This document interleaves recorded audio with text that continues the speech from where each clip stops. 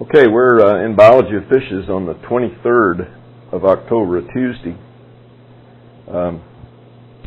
This week is a help week in Lab 4. We're pretty far into our actual meeting hour because I spent some time with the local folks who are here today talking about the exam. I handed back their individual exams to let them look at their results, and I presented this tabular distribution of scores so that they could see each of them how they did relative to the other folks. I will be in touch with the people who are supposed to be here live who weren't today, as well as the local on-campus people who are normally not here, to see if I can arrange a time to get together to go over your exams. The people who are really distant from the campus, I will interact with individually by email or by phone or Skype and go over your exams. So we got 29 people in the course. Two of the undergraduates, which are green here, haven't had the exam. One of them I don't think is going to take it at all. Must have dropped. The other one I'm trying to work with to schedule taking it. You can see the median scores here for undergraduates and graduates were not so bad for the graduates, but not very good for the undergraduates. This is points out of 250. And so this is the equivalent percentage out of 250 for the median score. So this is the median, and then this is the percentage score that median represented. I've also tabled the distribution of total points to date, which is points for this exam and for labs 1 and 2. And you have to realize that the points to date are different for graduate and undergraduate students in the course.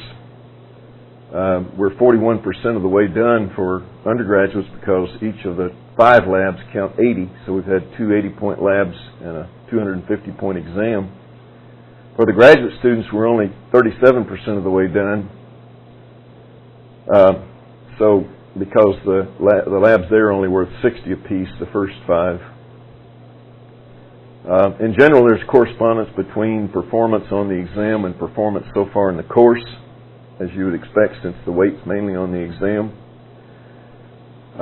The person who scored the top score in the exam has also got top points in the course, who happens to be an undergraduate.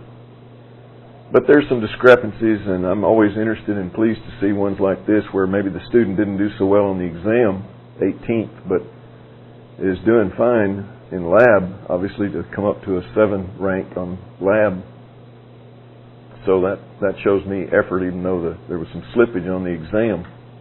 I explain in my presentation that I'm going to post where I go through the exam step by step, showing why the right answers are right, the wrong answers are wrong, in my opinion, talking about the discussions. I explain that, I've got a recovery plan in mind for people that slipped on the exam, but you're going to have to work with me to bring yourself up. The recovery plan is going to be that I'm going to give some extra credit on the final, and I'm going to include one of the 2 problems that were on this exam, either 2 or 3 on the discussion on the final, or something very similar to those. The numbers might be different, but the problems will be basically the same. So the goal here is to help you help yourself and not give you a handout by just curving the grades and doing nothing more than that. That's not helping you at all. Just encourage you to accept what you did and to let it deteriorate over time. I think maybe that's what's wrong with grade inflation. So I don't want to contribute to that. On the other hand, I don't want to work myself silly like I did last year, giving people add-on exams that I spent all the rest of the semester grading. So this will be all on the final. Okay, a lot of this I'm saying in the thing that I will post, which is a report, probably in the form of a flash file that you can download and play back, see how you did relative to the responses I wanted. Okay, I'm going to stop that for now. and pick up the subject matter at hand. We've spent about 20 minutes going over this stuff, so I'm going to spend the rest of the time talking about the substance. This material, in a segment I'm calling Heat Exchange, Heat Production, and Body Temperature, overlaps broadly with material that you covered, I guess it was in Lab 4, this lab that we're just now doing, right? Was on heat transfer and body temperature. So it should be pretty familiar to you. You know, I've talked all about this.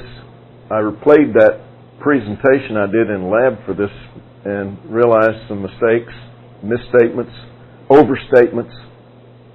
You know, one of my misstatements was talking about convective transfer of heat, heat being carried by particles. Yeah, that's true, but not, you know, I mean, most of the particles are water molecules. That's what I was actually thinking about. It's the water molecules themselves that are carrying the heat, most of it, in convection in water. You know, I talked about the difference between arrangement in ordinary teleos and in tunas. Talked about the heat exchanger, and hopefully the lab that you did will help bring that home to you when you look at the model of the physical model. We went through Stevens, Lamb, and Kendall's work on skipjack anatomy relative to the countercurrent exchanger. So you can look at all this again, but I'm not going to repeat everything I said in that lab. I'd rather talk about new stuff, and here's some new stuff that I didn't talk about in that lab. This has to do with trying to assess the pathways of heat flux between the fish and the outside world. You know, on the exam, and most people liked old Homer's work, you know, where he took the fish and partitioned it into head and tail halves and looked at what accumulated in the two compartments. So he was trying to understand the paths by which nitrogen excreta left an ordinary fish.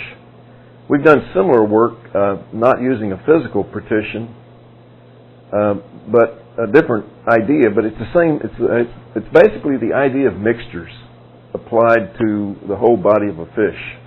We first did it with tunas when I was with the Fishery Service in Hawaii.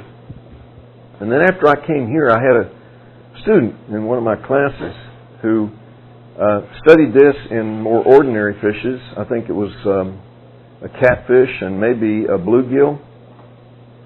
And we published a paper on it. And that student is now the head of our department, Dr. Mike Masser. So I thought that was kind of an interesting little anecdote. So, you know, the idea of a method of mixtures is if you've got two containers that, you know, we talked about the method of mixtures when we talked about mixing toxic materials. But suppose now that you've got two materials that are the same, water, and you got a container over here that's 30 degrees, and you mix it with a container over there that's 20 degrees, and you put all of the material from the first container with all the material in the second container, and the temperature you get is 25 degrees. Now, what were the relative volumes of the two containers? Well, logic should tell you it must have been equal, right? Otherwise, you wouldn't get an even split in the temperature right at the midpoint. So what if the mix of the two gave you 20 degrees? Well then, hey, you know, all of the volume must have been in the 20 degree, the 20 degree vat, none of it in the 30 degree. Otherwise, I'd have gotten, you know, something higher than 20. Do you follow the logic there? So that's the idea of using the method of mixtures to try to assess the proportions of things. And what we did was take a fish and rack it, or put it in a trough of flowing water. The trough was actually, I think, a little section of PVC pipe, you know, with one side cut out to make a top. and then the ends blocked with caps. And through the anterior end, we had a pipe that passed through the end of the trough and into the fish's mouth. And there was a mouthpiece, foam, that sort of made, a good fit, so that the only way the fish got water into its mouth was through that pipe. And then we had a much bigger pipe coming in with a much larger flow of water just into the anterior end of the trough, and let that flow over the general surfaces of the fish, and then everything overflow at the back end down here. So what we did was use two different temperatures of flow. This temperature was the gill temperature, ambient temperature gills, TAG. And this temperature was 5 degrees higher or cooler, TAG plus or minus 5. And then what we monitored was the temperature at points inside the individual fish. And I think Michael only monitored, the core temperature, but in the case of tuna, we had a thermocouple in the brain, we had one in the red muscle, white muscle. We tried to look at different places to see what was the temperature at equilibrium at that point. And so, in this case, I've only indicated one point, the point that we call TE here. So what we're looking for is the equilibrium temperature. Now, the same idea as before. Suppose that TE is equal to TAG. What must that mean? And not to TAG plus or minus 5 that's flowing over the whole body. It must mean, mustn't it, that all of the exchange between that point in the core and the outside world is going by way of the gills, or through that mouth flow, through the flow that's going in the mouth. Yeah, okay, it may be going through the roof of the mouth and not just the gills, but it's the flow that's coming over the gills. Logically, it's mostly gill exchange. Similarly, if the temperature measured at a point in the core is the same as this body temperature flow and doesn't reflect at all TAG, then it must be that all the heat's going through the body wall. None of it through the gills. So that's the logic. And you can write the method of mixtures like this, where alpha is the proportion going by way of the gills, the gill flow. 1 minus alpha then is the proportion going the other pathways. And so you can solve that for alpha to determine the fraction that's going by way of the gill. This particular version takes into account the fact that there may be some excess body temperature at the point in question that is going to occur no matter what. That's TXE. You have to determine that by perfusing both the gills and the body at the same temperature. If it's 0, then the thing is simple. And that's the way it was basically for the little bluegill and catfish that Michael looked at. So has everybody kind of got the idea about how to approach this sort of problem? As Valdemar has his hand up. How much the stress on the feet should affect the result deviating from reality? There's an excellent question that we worried a lot about. I don't think we answered it. The question was, this abnormal situation, in a rack, handled, especially a tuna, this fish is going to die, after we take it out of there probably. How much does that affect the results? Could you logically conclude that what the fish is doing swimming around out in nature is similar to this? And that's an answer that we'll probably never know, because for one thing, if fish in nature, it's hard to get them to breathe water that's a different temperature than the water flowing over their skin. And in fact, it might be that the stimulation of having a different temperature over your skin surface versus your mouth and gills could cause some response that would be artificial, that would cause the fish to do something different. The only thing we could do to check that was to try plus and minus, and we didn't get any difference when we made the gill flow warmer or cooler than the body flow.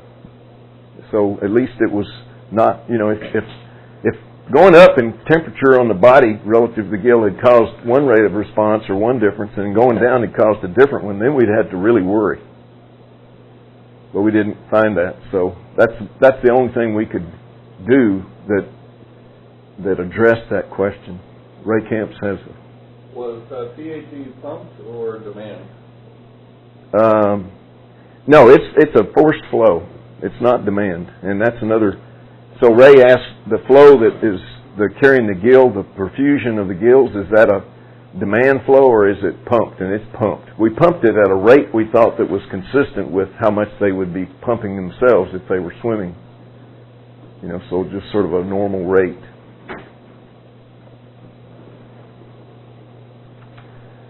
So, we got some kind of strange results and surprising. Not so much for the tuna.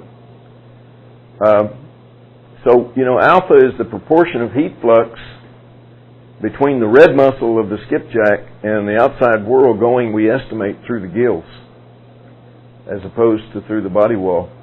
And it was 2/10 for a weight adjusted to 100 grams. So 20% of the heat's going through the gills, and 80% is going through the body wall. I explained that the heat exchanger is real efficient, but on the other hand, all the blood's going through the gills. The surprising thing were the results that Michael got. 35% in the channel catfish and 33%, in the bluegill. So why should those fish not have been losing virtually 100% through the gills? And the answer, I think, is one I've already given you, and it's got to do with the fact that the gills and the branchial circulation is so good at heat transfer that the heat transfers across from the afferent branchial vessels to the efferent branchial vessels before that blood goes out into the filaments and into the lamellae, where it would definitely be lost to the environment. So I think that's why. In other words, a lot of that heat's recirculated back into the blood, back into the venous, or back into the arterial blood from the venous side without being transferred. And then there's, although skipjack tuna's heat exchanger is 95% efficient, much heat still is lost by the gills, and 20% of the skipjack is a lot more than 35% of a channel catfish, just because there's so much more heat being lost there. That's not a real important point, I don't think, but maybe significant. Steady state.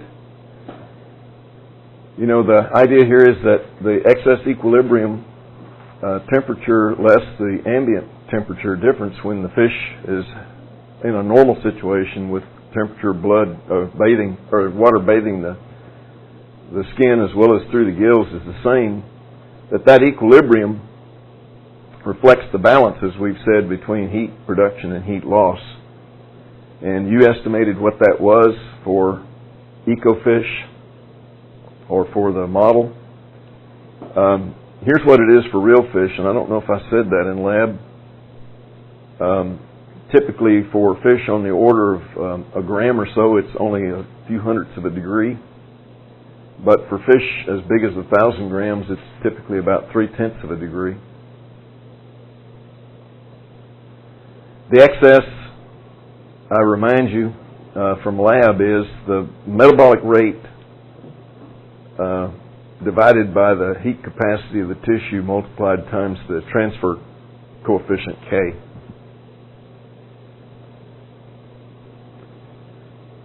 And it looks like, it's a power function relationship between TXE and weight.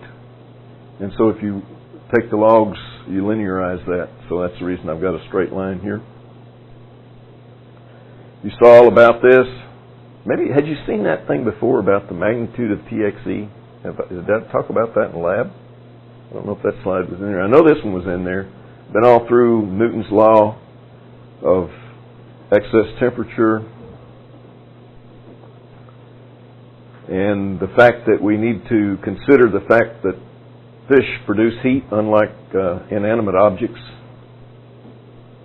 And I'm pretty sure I showed you this set of relationships for ordinary teleos and tunas and dead mammals.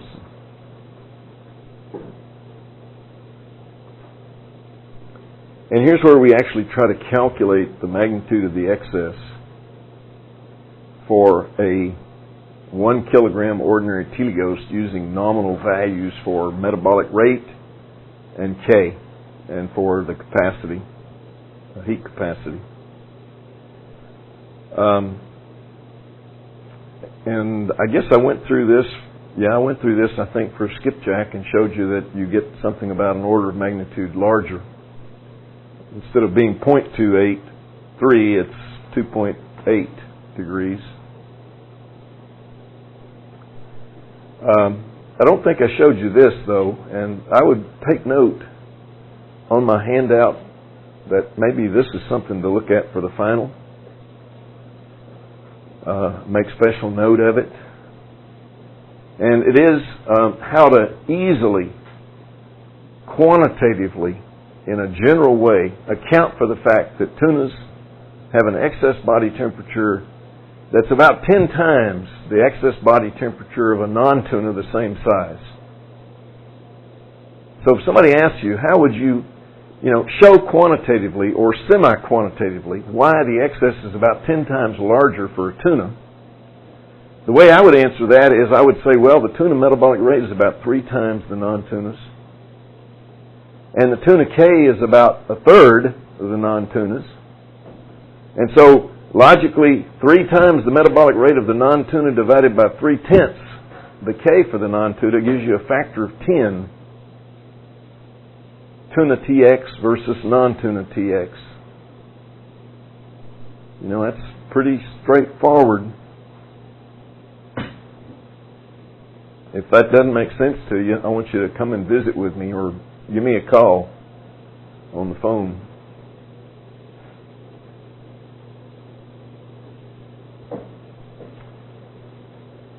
So, do tunas thermoregulate?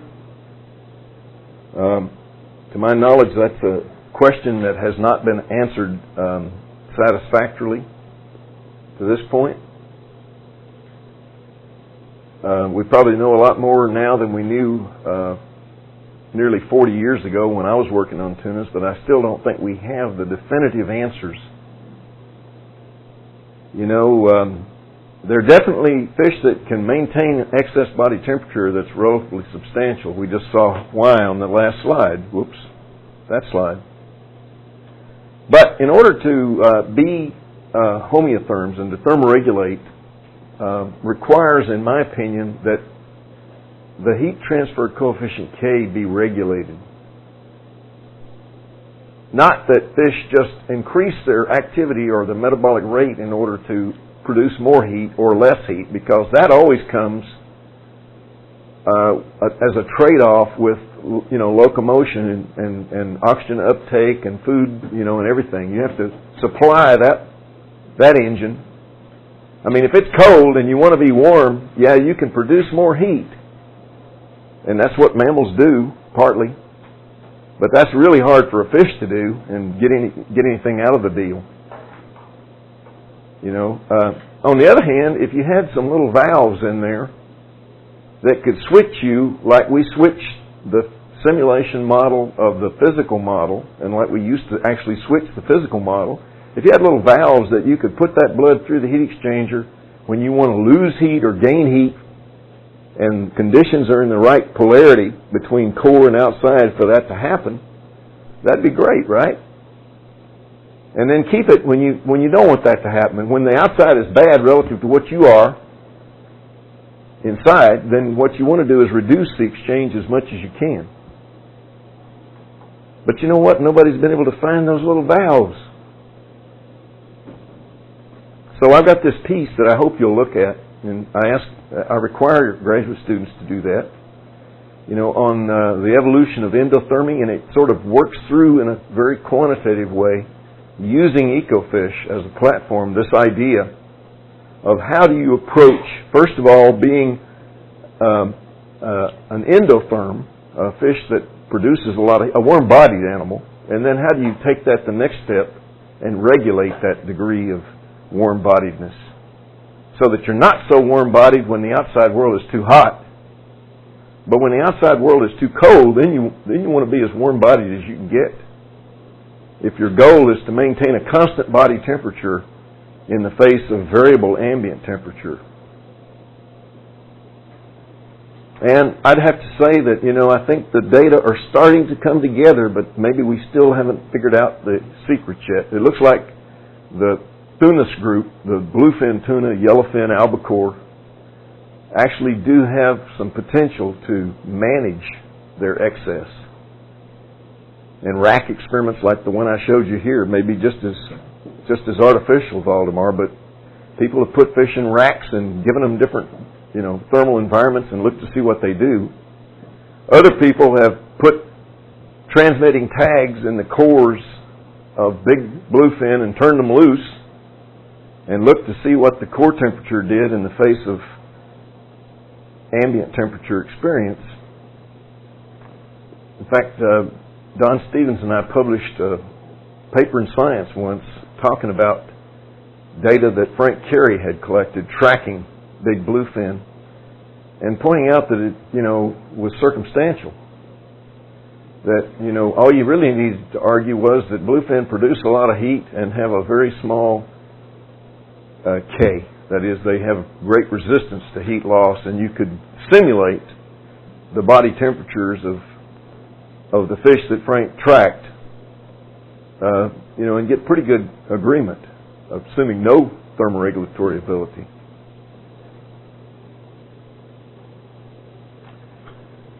So, there's a simulation here that I'm not going to do. It's already done for you in that little piece that I'm talking about on the evolution of endothermy. If you want to play with Sim40 PT Reg, by all means do so. It goes along with the AVI file or the MOV file, whichever you choose, of this presentation on the evolution of endothermy.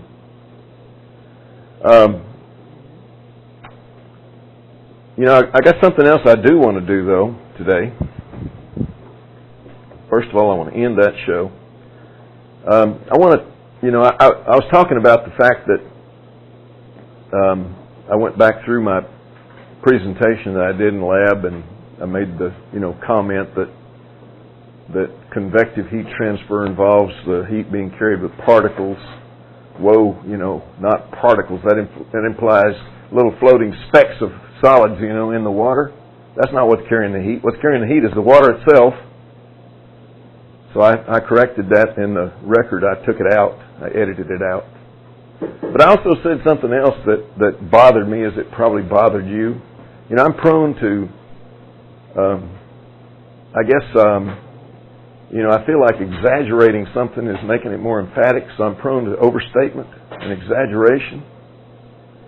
And, if you're a literal person, you may take that wrong. For example, I said, if there were, I don't remember exactly the context. Oh, the context was in the context of heat production and heat loss. I said, if you didn't lose all the heat you produce, sooner or later you'd get to be the temperature of the center of the sun. Well, probably not, There could be some things going on like burning up all the resource that you're using to power that heat production, so probably you're not going to get that high. But I thought, it'd be fun to show you something else that's come up in the context of tunas and just build a little model with you. And I've got it down here. I'm calling it thermal runaway. But I'm going to build it from scratch in Stella so that you have a little bit of experience in seeing how this kind of thing works, how thinking goes into the construction of a model like this. So I'm going to go to my old favorite platform, which is Stella 6.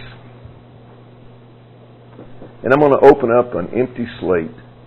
That's where you start. That's the best place to start, because then you're forced to be original, or at least, to do it from scratch, and everybody can see what you do. You're not faking anybody out. I give you EcoFish. It's full porn, it's full blown. It's, like Athena from Zeus's brain. It's already there, and you have to pick through it and figure out if it's right or wrong. And for all you know, I just programmed in the results that, instead of putting in mechanisms that led to results. But this way, you see, first of all, if you're in Stella 6, 7, or anything before 9, I think what you see is a little globe icon here that means you're in the global view, and it won't do anything. It'll just look pretty. It's just a picture. So the first thing I always do is click on that and select the little chi-square. And when you do that, then you get something that actually does things. It's actually working. So, what I want to do is build a little model with you in the 20 minutes or so we got left today. Exploring this idea, well, how hot would you get if you produced heat at a constant rate or at a rate that's dependent on a few things? And you just ran, and didn't have any heat loss, and you had a nuclear furnace that was supplying the energy or something, So, we got these little rectangles we call stocks, and you've seen those before. They're anything that accumulates something. So it could be your bank balance, and if you're lucky, it accumulates something and doesn't just lose something. And the thing that it accumulates is indicated by this little flow icon, and you drag that over and you connect it like that. And this is kind of the very first step in building a model. So now we're going to accumulate whatever no-name 2 is into the stock called no-name 1. We haven't told it anything yet, so just throw in question marks. You know what? I want no-name 1 to be temperature. And that's the thing that I want to see accumulate here in the core of our hypothetical system. And I want no-name 2 to be the heat that goes in to temperature. So I guess I could call it, probably ought to call it DT. I probably can't use a divide operator because that's not a legal command. I'll just have to say DT, meaning change in temperature with respect to time. Oops, So,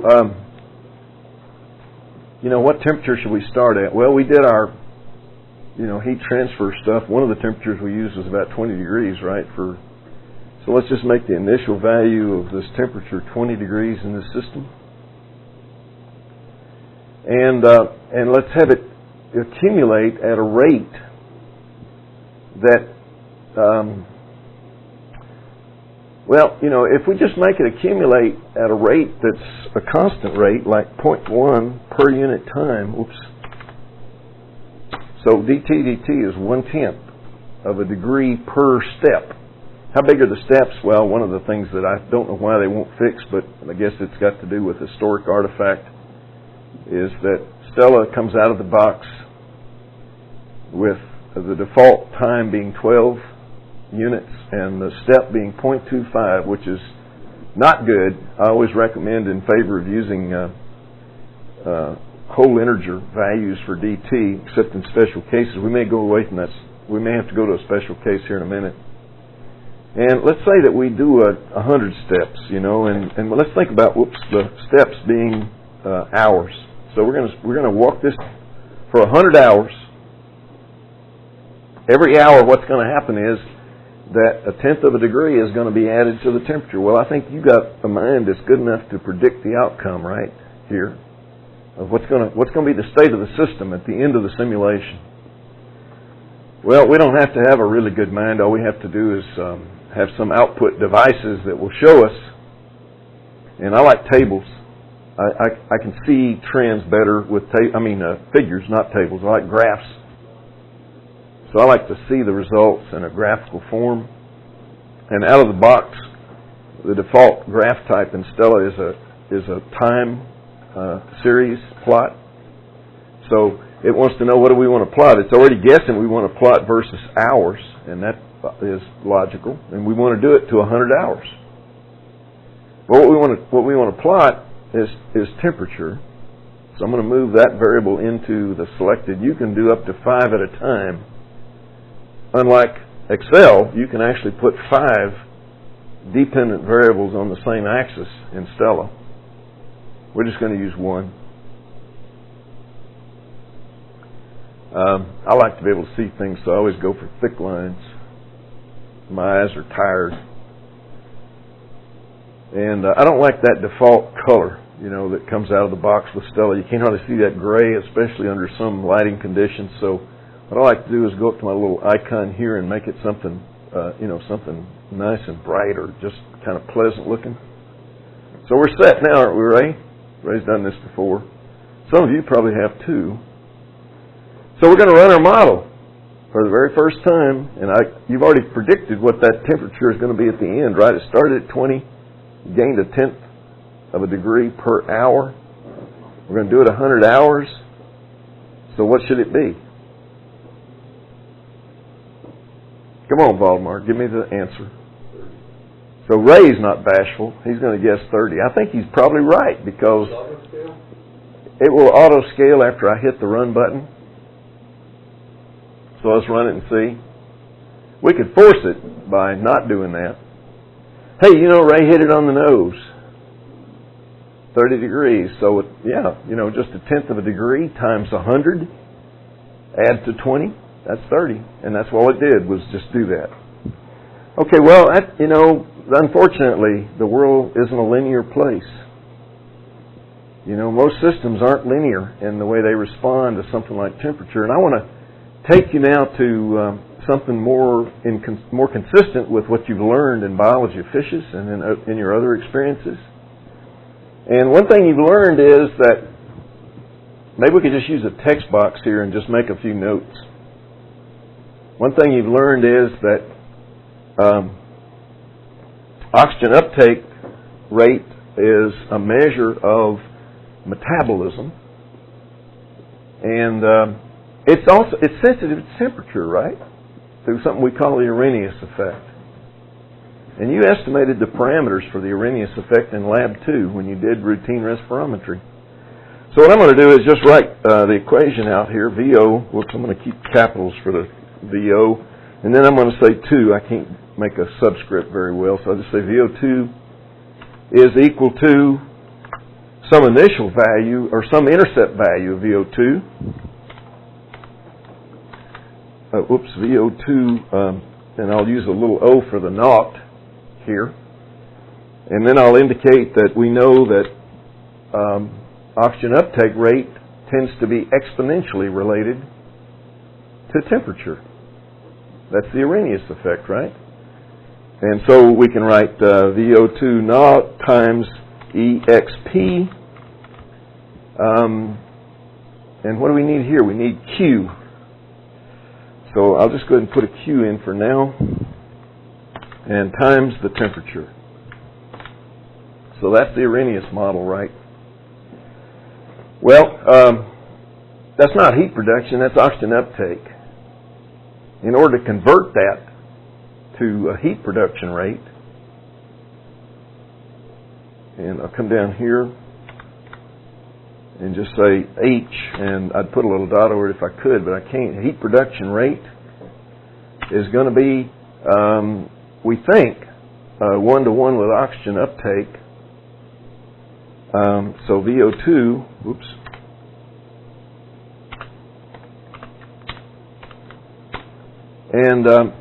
but we're going to need to convert from dimensions of oxygen uptake to dimensions of heat. And we do that by using the oxycaloric equivalent. And that's going to be 3.4 calories per milligram of oxygen. So if we're measuring oxygen uptake in milligrams of oxygen per gram per hour, then it'd be 3.4 times that to get it to calories per gram per hour. Now what about the grams? Well, it's grams of fish meat that in this case we're going to be our system. So we're going to heat up grams of fish meat. And so that means we need to know heat capacity. And if you look carefully at the dimensions, and I'm not going to try to key all this in, what that means is we need to divide by the heat capacity in calories per gram degree. And that's going to get our capacity converted. Well, that's going to get our heat production rate converted to a rate of temperature increase, a potential rate of temperature increase. And I'm going to argue that it would be about 0.8 calories per gram degree. If you multiply these dimensions out, milligrams per gram per hour times milligrams per calorie times 1 over calories per gram degree, you'll get degrees per hour. Believe it or not. So, there we go. You know, we got what we need, I think. How do we turn that into a working model, you know, from just some equations? Something that'll do something instead of just look pretty. Well, first of all, I might want to specify some parameters here. And VO2, I look back in your Lab 2 results to see for a 20-gram fish, unfed. And VO2 turned out to be VO2 naught, the intercept, when you did the regression. That would be the oxygen uptake at 0 degrees, would it not? That's what that means, because if the temperature is 0, doesn't matter what Q is, e to the 0 is 1, and so 1 times VO2 naught is equal to VO2. So that the VO2 naught is naught because it is the intercept. It's at 0 degrees centigrade. That's, you know, a hypothetical, you know, extrapolation, but it's the number you got. And I think what you got was right around 0.1. Once I threw away a obviously wrong value that somebody turned in. 0.1 milligrams of oxygen per gram per hour is just about the intercept value from your Lab 2 work. Your Q was a little bit smaller than the Q that I said was typical, which would be what? You should be remembering this from your studies for exam 1. It should be 0.07 to 0.09, right? Well, I think it was 0.05, Alejandro, so I'm going to put 0.05 in there. I think that was the number you got in your actual simulation. You know, what we're saying here is that the temperature itself is feeding back to affect the heat production rate.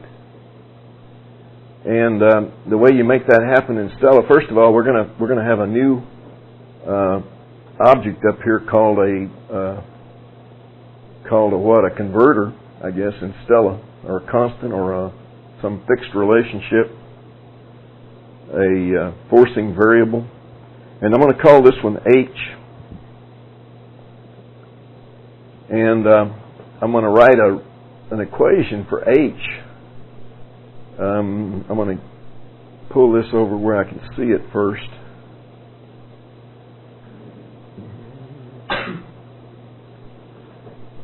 Now I can see it. Okay, so what this says is that H is VO2, and VO2 is VO2 naught, which is 0.1, and it's times EXP, just like in Excel, times Q, which is 0.05, times the temperature, which is going to be a variable. We'll just put it in as a variable, times the oxycaloric equivalent. In other words, what I got here is H, right? So it's VO2, and I just copied this expression for VO2 times 3.4 divided by the heat capacity. So there we got something that ought to operate, you know, it ought to work. Except for one little problem. I haven't shown the required input that I need for temperature yet, but when I do OK, it'll balk on that and tell me that that is not an input. But we can easily make it so by putting this little connector up there, so that now we're taking the information from the stock's current value and using it to drive the production of heat that's going to contribute to its future value. We've got a feedback loop. Temperature increase causes the temperature to be whatever it is. The temperature being whatever it is affects the rate of heat production. The rate of heat production affects the rate of temperature increase. So now, instead of dt being a constant, we're going to let it be a variable, and the variable is going to be heat, the heat production rate. And we made sure to keep the heat production rate in the same dimensions as before, because it's going to be degrees per hour. Because I'm measuring time up here by the choice of VO2, I'm measuring it in hours, and I'm measuring the rate of heat production in degrees, because I use the heat capacity in degrees per calories per degree centigrade per gram. So now let's see what happens, and you can probably predict this.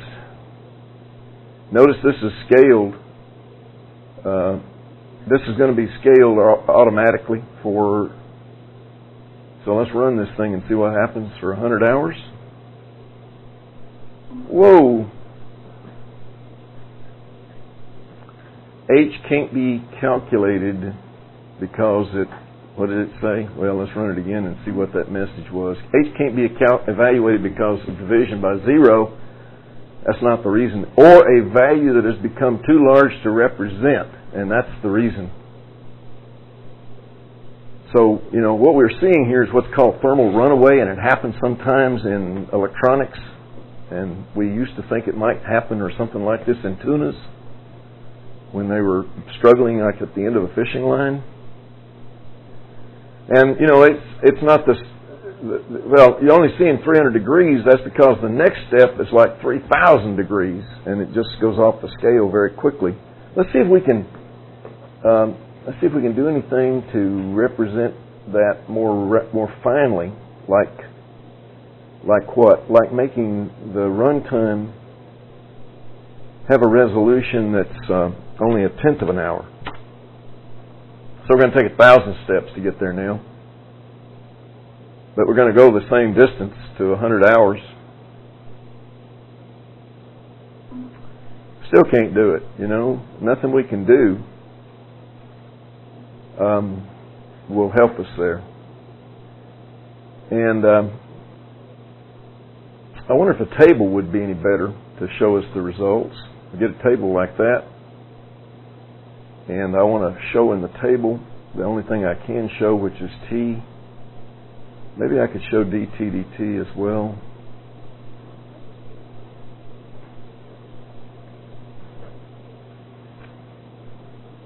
And run that dude. Well, see, we got to 1,163 there in the next step, and it was going to try to add that here. I don't really know for sure. I haven't been able to find any way to make this, to figure out to make it scale to a bigger number that's going to. Ray, you might have to try this for me, see if you can figure it out. I can't make it plot more than to there. We could go to 1/100th of a degree, 100th of an hour.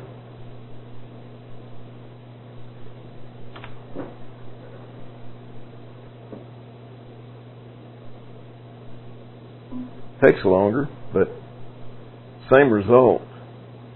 So now we're adding a dTB dt of 7,000, and I guess that's 74 degrees and 44. That's per step. So if you add 74 to 195, you're getting 269, I guess. So that's the last. So I can't figure out how to make this thing display more. I think it's just exploding. So maybe I wasn't wrong, except for a couple of little points. One is that there's not enough raw material. There's not enough resource there to power this machine to that point.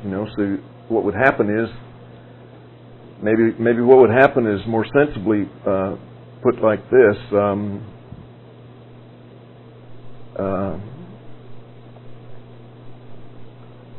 let's try this little trick. dTdt is equal to heat production rate if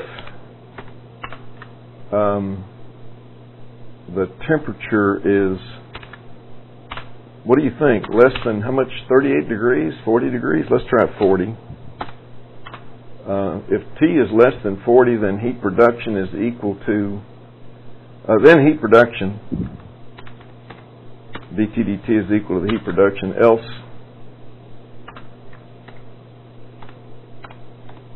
and in Stella, that's the form that the if statement takes. Else, we don't get any more. No more. The animal's dead. No more heat being produced.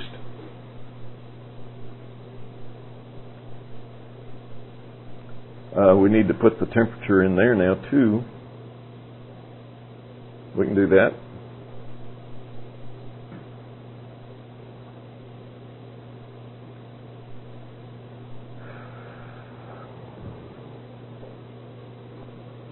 Well, I guess we're exponentially increasing until we hit the death point, and then we're not increasing our temperature anymore. So we don't get to the center of the sun. We just get to whatever the limit is, and that's it,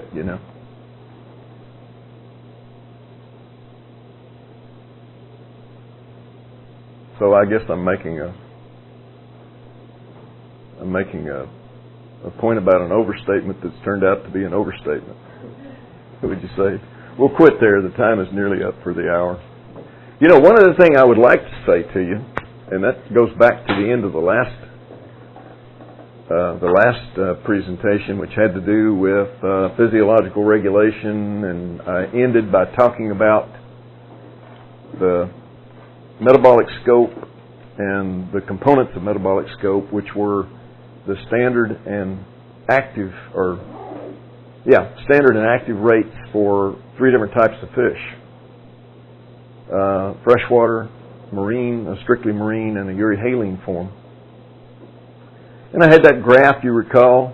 I think you can see it in your mind's eye. If you can't, then go back and look at your handout or look at the presentation.